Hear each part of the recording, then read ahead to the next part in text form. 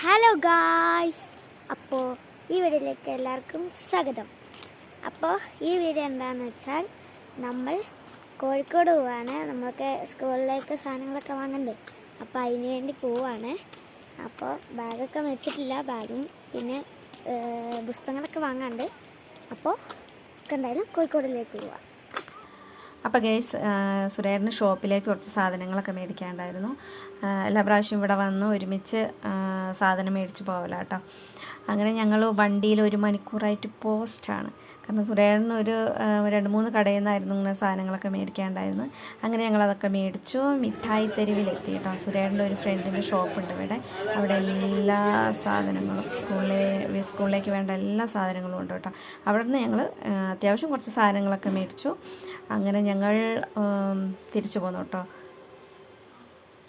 തിരിച്ചു പോന്ന് ഞങ്ങൾ മൊത്തം